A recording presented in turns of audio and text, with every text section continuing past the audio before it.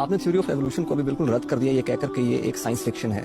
کیا یہ انسان کے ساتھ، انسان کی عقل کے ساتھ، انسان کی تحقیق کے ساتھ تھوڑی زیادتی نہیں ہے؟ دیکھیے بات یہ ہے کہ اگر اس کو اسی حیثیت سے پیش کیا جاتا کہ یہ ایک نظریہ ہے، ہم اس پر تحقیق کر رہے ہیں، تو ہمارا رد عمل بھی ایسا نہ ہوتا. اس طرح پیش نہیں کیا جاتا. یعنی اس کو ایک حقیقت کے طور پر پیش کرنے کی جسارت کی جاتی ہے، ذہنوں کو اسی طریقے سے باور کرایا جاتا ہے. اس کے بعد بالکل جس طرح سے آپ اپنے تخیلاتی خاکے بناتے ہیں، اسی طرح خاکے بنا دیے جاتے ہیں. اس کے بعد ان پر تخیلات کے خول پر خول چڑھائے جاتے ہیں. وہ جو ایک صاحب علم نے یہ کہا تھا کہ یہ بھی کیا تحقیق ہے کہ اس میں ٹڈے کی ٹانگ کے اوپر ہاتھی کا خول چڑھا کے پیش کر دیا جاتا ہے. اس وقت تو یہ نظریہ ہے یہ خالص نسل پرستی پر جا کر منتج ہو رہا ہے. اس کے معنی تو یہ ہے کہ اصل میں جتنے انسان بھی دنیا میں پائے جاتے ہیں ان کے اندر خود برتر نسلوں کا تعین کیا جائے.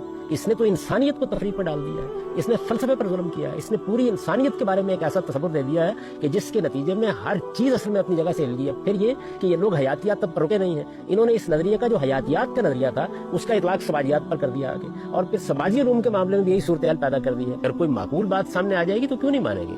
ہم تو اس پیغمبر کو ماننے والے ہیں کہ جس کی طرف سے قرآن میں یہ اعلان کیا گیا ہے کہ آپ لوگوں کو کہیے کہ میں قرآن اور تورات پیش کر رہا ہوں، اگر تمہارے پاس احدا منہما اس سے زیادہ کوئی ہدایت کی چیز ہے تو میں اس کی پیروی کروں. کسی چیز کے خلاف تعصب کیوں ہو؟ یعنی اگر ڈارون کے نظریہ ارتقاء کا مطالعہ پچھلے 150 سال سے کر رہے ہیں اور اس کے حق میں آپ ایویڈنس فراہم کر رہے ہیں، تو تخلیق کا نظریہ جو قرآن مجید پیش کر رہا ہے ازراہ کرم، اس کو بھی اسی طریقے سے پڑھ کے دیکھیے، اس کا بھی اسی طریقے سے مطالعہ کیجیے.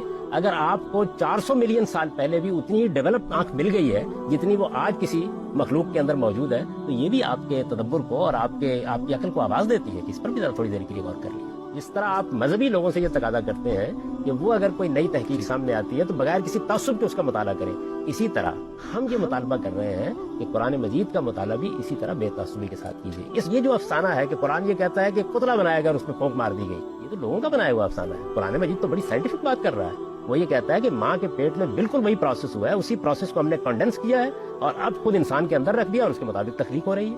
یہ نظریہ کیوں قابل مطالعہ نہیں ہے؟